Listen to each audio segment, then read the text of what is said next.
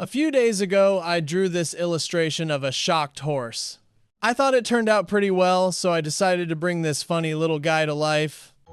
Hey guys, it's Alex, and you're watching CraftX Studio. If you're into illustration, 3D printing, and painting, you've come to the right place. In today's video, I'll walk you through the entire process of bringing one of my drawings to life. Hope you'll enjoy the journey with me. The first step is to get a 3D model file, since I'm going to 3D print it. I used a software called Blender to do the modeling.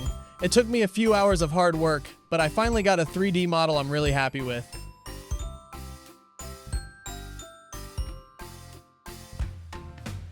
Then I suddenly realized I should add some practical functions to the model, so I modified it and turned it into a toothpick holder.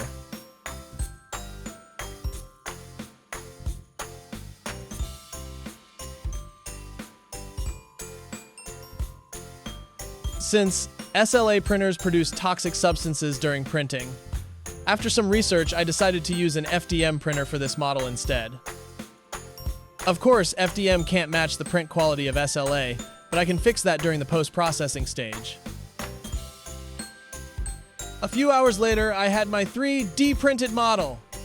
Since it came off an FDM printer, there were a few rough spots and imperfections. I grabbed my trusty Dremel and started to smooth everything out. It's a pretty easy step, but it takes a lot of time and patience.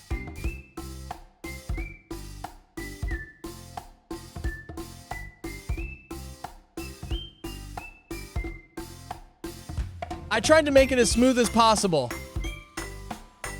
The more perfect I can get it now, the less work I'll have to do later.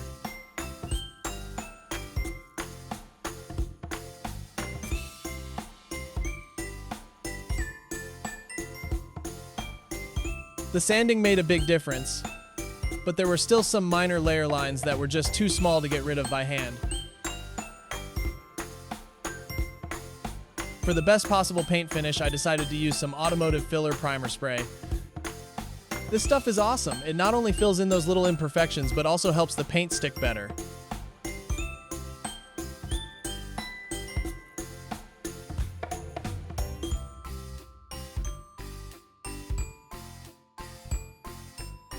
After the filler dried, the surface had a slightly rough texture.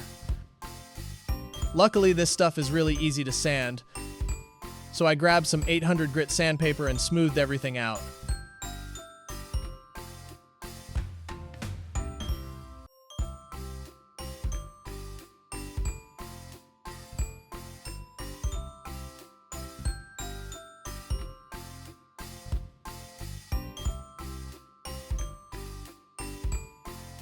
Now, I finally have a perfectly smooth gray model.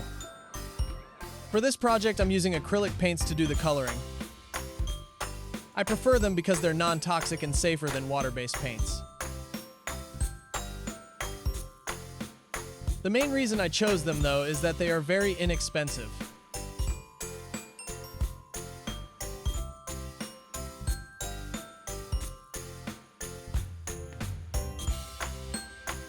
After the first coat, you'll probably see some obvious brush strokes, but don't worry about it. Acrylic paints have excellent coverage, so just add a few more coats and they'll completely disappear.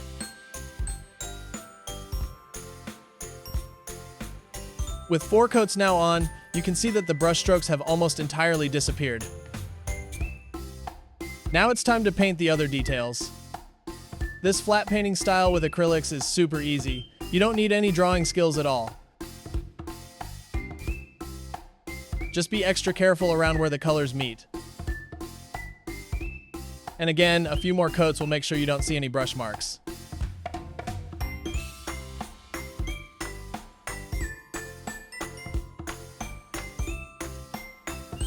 You can already see how it's starting to look.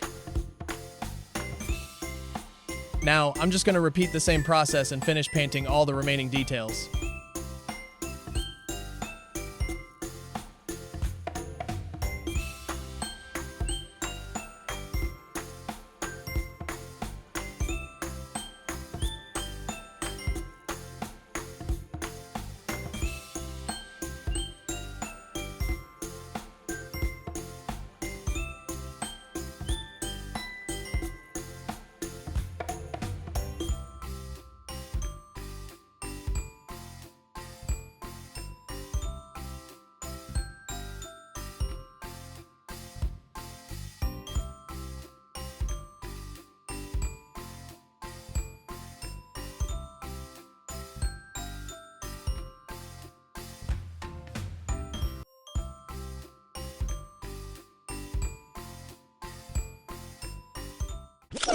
Everything seemed to be going smoothly so far, until I realized what a huge mistake I had made.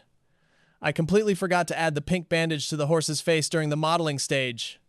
So, I decided to use a different method to fix the problem. I ended up using some foam clay to make the bandages.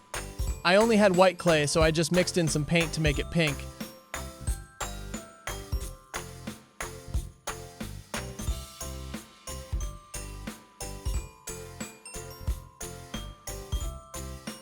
Then shaped them by hand and glued them to the horse's face.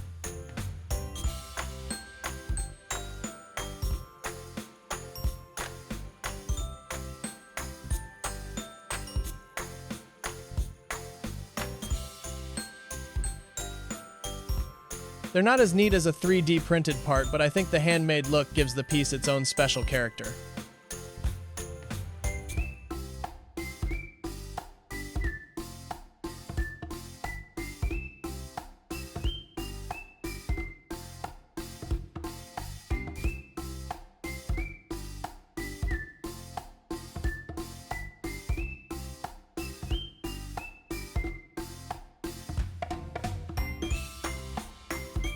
So, that's the entire process of how I transform my illustration into a real-life 3D object. If you found this process interesting, don't forget to hit the like and subscribe buttons. Since this is my first piece, there are a lot of imperfections. I would really appreciate any thoughts or suggestions you might have, so please leave a comment below. Your advice will help me continuously improve the quality of my work. Thank you for watching, and I'll see you in the next video.